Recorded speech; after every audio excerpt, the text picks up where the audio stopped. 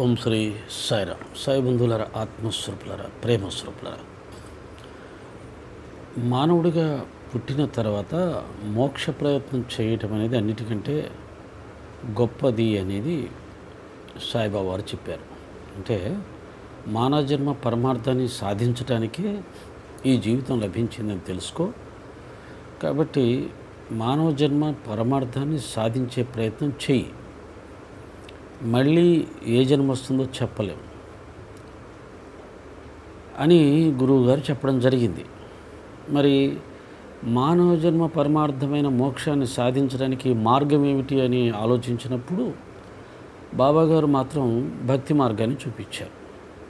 భక్తి, జ్ఞాన ఈ రెండు మార్గాలు భగవంతుణ్ణి చేరుస్తాయి, జన్మ పరమార్థాన్ని ప్రసాదిస్తాయి. అయితే వారు భక్తి మార్గానికి ప్రాధాన్యత ఇచ్చారు అనేది మనకు బాబాగారి ప్రబోధాలు చూస్తే మనకు తెలుస్తుంది. నాకు తెలిసి ఒక గురు మార్గం ఉంది అంటే సాధారణంగా గురువు అంటే అజ్ఞానాన్ని తొలగించి జ్ఞానాన్ని ప్రసాదించేవారిని గురువు అంటారు. కాబట్టి గురు మార్గం ఈజ్వల్ టు జ్ఞాన మార్గం. కానీ బాబాగారు భక్తి మార్గాన్ని చెప్పారు. భక్తి ఈజ్వల్ టు భగవంతుడు. భగవంతుడికి భక్తుడికి సంబంధించిందే భాగవతం, గురువుకు శిష్యుడికి సంబంధించిందే గురు చరిత్ర లేదా సచ్చరిత్ర. ఇలా మనం చెప్పుకోవాల్సి వస్తుంది. కానీ సాయిబాబా వారిలో గురువుతో పాటు భగవంతుని లక్షణాలు కూడా ఉన్నాయి కాబట్టి, వారు భగవంతుడు కూడా అయి ఉన్నాడు కాబట్టి ఆయన భక్తి లక్షణాలని ఇష్టపడడం, భక్తి మార్గాన్ని ప్రబోధించడం జరిగింది. లేకపోతే గురువు అయితే మాత్రం ఖచ్చితంగా జ్ఞాన మార్గమే చెప్తాడు. ఎందుకంటే గురువు అంటేనే జ్ఞాన మార్గం. మీకు వీరబ్రహ్మేంద్ర స్వామి గురువు, ఆదిశంకరాచార్యులు గురువు. వీరి మార్గంలో మనకు జ్ఞానమే దొరుకుతుంది. బ్రహ్మంగారి మార్గంలో అయితే షట్చక్రాలు, సాధన, యోగ మార్గం, పరబ్రహ్మ సాక్షాత్కారం ఇది ప్రధానంగా ఉంటుంది. శంకరాచార్యుల మార్గంలో అదే ప్రధానంగా ఉంటుంది. మళ్ళీ మనకు రామకృష్ణ పరమహంస గారి దగ్గరికి వస్తే అది భక్తి మార్గం ప్రధానంగా ఉంటుంది. రమణ మహర్షి గారి దగ్గరికి వస్తే జ్ఞాన మార్గం ప్రధానంగా ఉంటుంది. కానీ వారిద్దరూ గురువులు అని చెప్పుకోలేదు, చెప్పకపోయినా వారు గురువులే. కానీ ఎక్కువగా జ్ఞాన మార్గాన్ని ఆచరించే వాళ్ళు రమణ మహర్షి గారిని ఆదర్శంగా తీసుకొని వారు చెప్పిన ఆత్మ మార్గంలో ప్రయాణం చేస్తారు. భక్తి, జ్ఞానం రెండు కలిపి రామకృష్ణ పరమహంస గారి మార్గం. ఎందుకంటే రామకృష్ణ పరమహంస గారి ప్రధాన శిష్యుడైన స్వామి వివేకానంద ఆయన భక్తులని చెప్పలేం, కాదని చెప్పలేం. కానీ ఎక్కువగా ఆయన్ని జ్ఞానస్వరూపంగానే భావిస్తాం. జ్ఞాన భాండారం, జ్ఞాన సింహం అలా ఉంటుంది కదా స్వామి వివేకానంద గారి ప్రబోధాలు కానీ వారి జీవన విధానం కానీ. ఏదేమైనా గురువు అంటే జ్ఞానం, భగవంతుడు అంటే భక్తుడు. కానీ బాబాగారు భక్తి మార్గాన్ని ప్రబోధించిన సచరిత్ర బాగా పరిశీలించి చూస్తే ఆయన భక్తినే ప్రతిపాదించిన, భక్తి మార్గాన్ని చెప్పిన ఆయన ప్రబోధాల్లో ఉన్నదంతా ఆత్మజ్ఞానమే. ఇది బాగా గుర్తుపెట్టుకోవాలి, బాగా పరిశోధించాలి. సచరిత్ర బాగా పరిశోధిస్తే తెలిసేది ఏంటంటే ఆయన ఆచరించి చూపించింది, ఆయన ప్రబోధించింది పూర్తిగా ఆత్మజ్ఞానమే. కానీ ఆయన మన అర్హతల్ని బట్టి, అంటే ఈ కలికాలంలో మనలాంటి వాళ్ళు జ్ఞానాన్ని విచారించి తెలుసుకునే సామర్థ్యం మనకు ఉండదు కాబట్టి ఆయన ఏం చేశాడంటే భక్తి మార్గాన్ని మీరు అవలంబించండి అన్నాడు. అంటే బాబా గారిని మనం దైవంగా కానీ గురువుగా కానీ ఎలా భావించినా సరే ఒక భక్తుడి లక్షణాలతో ఆయన్ని చేరుకొని భక్తుడి లక్షణాలతో మనం ఆయన్ని ఆరాధించినప్పుడు, ప్రేమించినప్పుడు ఆయన అనుగ్రహం వలన మనకు ఆయన చెప్పినటువంటి ఆత్మజ్ఞానం అర్థమయ్యే స్థితికి చేరుకుంటాం. ఇది దాంట్లో ఉన్నటువంటి రహస్యం. ఏంటంటే భక్తుడిలాగా అణిగి మణిగి శరణాగతి చేసి బాబాగారి పాదాలు పట్టుకొని ఆయన్ని సేవిస్తే, ప్రార్థిస్తే, ధ్యానిస్తే ఆయన అనుగ్రహం ప్రసరించినప్పుడు మనకు ఆయన దయ వల్ల మనకు గురువుగా ఆయన చెప్పినటువంటి ఆత్మజ్ఞానం అర్థం చేసుకునే స్థాయి వస్తుంది. ఇది మర్చిపోతున్నాం మనం. కాబట్టి ఏం చేస్తున్నాం, బాబాగారు భక్తి మార్గాన్ని చెప్పాడని చెప్పేసి భక్తి మార్గ లక్షణాలు అయినటువంటి భజనలు, సంకీర్తనలు, పల్లకి ఉత్సవాలు, ఊరేగింపులు, పూజలు, హారతులు, వ్రతాలు ఇవి చేస్తూ ఉన్నాం, తప్పులేదు. అయితే ఇవి చిత్తశుద్ధితో చేసినప్పుడు, నిస్వార్థంగా చేసినప్పుడు, కేవలం బాబాగారిని ప్రేమ అనే దాంతోటే చేసినప్పుడు, వేరే ఏ ఆలోచన లేకుండా చేసినప్పుడు, పవిత్రంగా జీవించినప్పుడు, ఇది బాగా గుర్తుపెట్టుకోవాలి, పవిత్రత చాలా అవసరం బాబా మార్గంలో కానీ ఏ మార్గంలో కానీ. మానసిక పవిత్రతను సాధించినప్పుడు, నిష్కామభావంతో మనం బాబాగారి సేవ చేసినప్పుడు, బాబాగారు సంతోషించి మనకు జ్ఞానాన్ని ప్రసాదిస్తే ఆ జ్ఞానంతో ఆయన బోధించిన ఆత్మజ్ఞానం మనకు అర్థమవుతుంది. బాబా మార్గంలో రెండు సాధించాల్సిందే, భక్తి ద్వారా జ్ఞానం. వేరే మార్గాలను కూడా ఇదే చెప్పారు, భక్తి అనేది పునాది. ఆ భక్తిని మనం శుద్ధంగా చేస్తే ఆ భగవంతుని అనుగ్రహం వలన, పరబ్రహ్మ అనుగ్రహం వలన మనకు జ్ఞానం అర్థం చేసుకునే స్థాయి వస్తుంది. కనుక భక్తి ఉన్నవాడికి జ్ఞానం లేకపోతే మోక్షం రాదు, జ్ఞానం ఉన్నవాడికి భక్తి లేకపోతే వాడికి మోక్షం రాదు. కారణం ఏంటి? అహంకారం వస్తుంది. ఆ అహంకారం మళ్ళీ పతనం చేస్తుంది. కాబట్టి రెండూ కలిసి ఉన్నప్పుడే ఎవరికైనా మోక్షం సిద్ధిస్తుంది. అల్టిమేట్ మోక్షాన్ని పొందాలి. దాని ప్రయాణం భక్తి నుంచి మొదలవ్వాలి. భక్తి స్టార్టింగ్ పాయింట్. భక్తిలో పరిపూర్ణత సాధిస్తే జ్ఞానాన్ని అర్థం చేసుకునే స్థాయి వస్తుంది. అప్పుడు జ్ఞానం అర్థమవుతే మోక్షం వస్తుంది. నేను భక్తుని కదా, జ్ఞానంతో నాకు సంబంధం లేదనుకుంటే మోక్షం రాదు. నేను జ్ఞానిని కదా, నాకు భక్తితో ఏం పని అంటే నువ్వు జ్ఞానివి కాదు ఫస్ట్. ఎందుకంటే జ్ఞాని ఎవడు భక్తితో నాకేమిటి పని అనడు. భక్తి సాధన చేసి నువ్వు జ్ఞానంలోకి వస్తే భక్తిని తప్పు పట్టవు, విగ్రహారాధన తప్పు పట్టవు, పుస్తక పఠాన్ని తప్పు పట్టవు, భక్తి లక్షణాలని తప్పు పట్టవు. అలాగే భక్తి మార్గంలో ఉంటూ ఇదే చివరి మెట్టు, ఇంక ఇది చాలు, బాబా ఇదే చెప్పాడు, జ్ఞానం చెప్పలేదు అని నువ్వు జ్ఞానాన్ని గనక సాధన చేసి అవగాహన చేసుకునే ప్రయత్నం చేయకపోతే నువ్వు ఎప్పుడూ జ్ఞానాన్ని పొందలేవు. ఎప్పుడైతే జ్ఞానాన్ని పొందలేవో మోక్షాన్ని పొందలేవు. జ్ఞానాగ్ని దగ్ధ కర్మాణం.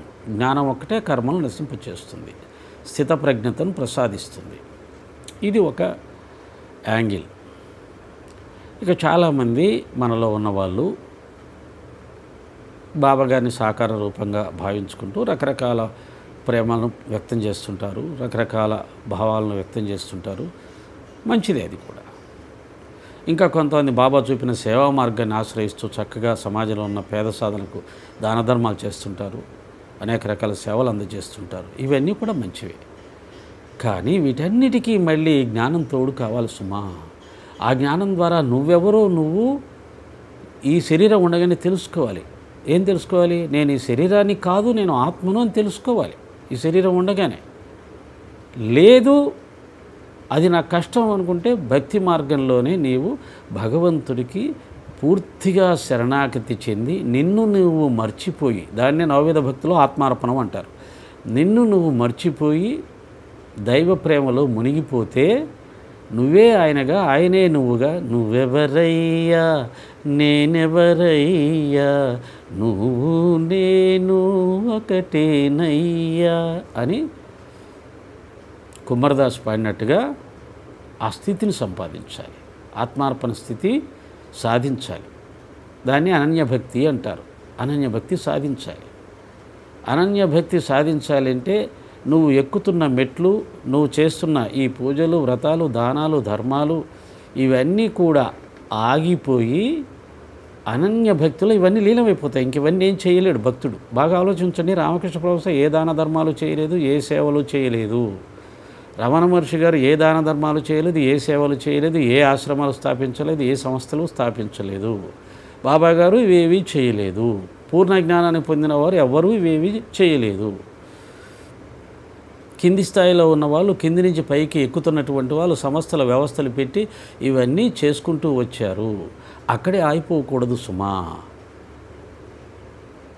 అక్కడి నుంచి ఇంకా పైకి వెళ్ళాలి అని అంటే అనన్య భక్తిని సాధించాలి. భక్తుడు తనను తాను మర్చిపోయే భక్తిని సాధించాలి.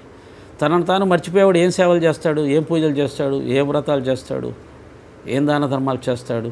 అందుకని రామకృష్ణ పరమహంస ఏమన్నాడంటే నిజమైన భక్తుడి ఇంట్లో పూజా గది బూజుపచ్చి ఉంటుంది అన్నాడు. అంటే పూజా గదిని కూడా శుభ్రం చేయలేనంతగా అతని మనసులో భగవన్ నామస్మరణ జరుగుతుంది, భగవంతుని ప్రేమ పెరిగిపోయి నిండిపోయి ఉంటుంది. దాన్నే అవధూత స్థితి అంటారు. అవధూతలు ఏం సేవలు చేస్తారు? కాబట్టి అనన్య భక్తి ద్వారా భక్తి మార్గంలో ఉన్నత భక్తిని సాధించి మోక్షాన్ని పొందే అవకాశం ఉంది. జ్ఞానాన్ని పొందే అవకాశం ఉన్నవాళ్ళు ఆ జ్ఞానం ద్వారా భగవత్ సాక్షాత్కారం, ఆత్మసాక్షాత్కారం, తనను తాను తెలుసుకునేది చెయ్యాలి. ఆ స్థితిని పొందిన వాళ్ళు కూడా ఏమీ చేయలేరు. తమను తాము తెలుసుకోవాలంటే తమలో తాము ఉన్నవాళ్ళు మాత్రమే తెలుసుకోగలుగుతారు. బయటికి వెళ్ళే వాళ్ళు తెలుసుకోలేరు. నేను ఆత్మను అని తెలుసుకున్నవాడు ఆ ఆత్మానందంలోంచి బయటికి రాలేడు. ఒకవేళ రావాలి అంటే భగవంతుడు అతన్ని ఆ ఆత్మానందం నుంచి కాస్త బయటికి తీసేసి అతన్ని కొద్దిగా లౌకికంలో ఉంచి ఆ దివ్యస్థితిని పక్కన పెట్టేస్తే అప్పుడు స్వామి వివేకానందలాగా సనాతన ధర్మం యొక్క గొప్పతనాన్ని తెలియజెప్పడానికి ప్రపంచాన్ని పర్యటించి ప్రపంచాన్ని చైతన్యపరిచి సనాతన ధర్మంలో గొప్పతనాన్ని 10 మందికి తెలియజేసి ఆయన వచ్చిన కార్యం అది కాబట్టి భగవంతుడు ఆయన్ని అందుకు భూమి మీదకి పంపించాడు కాబట్టి అతనిలో ఉన్నటువంటి ఆ ఆత్మానంద స్థితిని పక్కన పెట్టి అదే రామకృష్ణ పరమహంస అన్నాడు. స్వామి వివేకానందకు నేను లాక్ చేశాను అంటాడు, తాళం వేసేసాను అంటాడు. అంటే ఆత్మానంద స్థితికి లాక్ చేశాడు. అది అనుభవించకుండా చేశాడు. అది అనుభవించాడు వాడు పని చేయలేడు. అది అనుభవించాలి ఎవరు పని చేయలేరు, కదలకుండా కూర్చుంటారు అంతే. కనుక ఆయనకు లాక్ చేయడం జరిగింది. అంతా అయిపోయిన తర్వాత లాక్ తీయడం జరిగింది. లాక్ తీసిన తర్వాత స్వామి వివేకానంద గారు వలవల విలపించాడంట. ఎందుకో తెలుసా? అయ్యయ్యో, ఎంత ఆనందాన్ని నేను ఇంతకాలం అనుభవించకుండా పోయానే.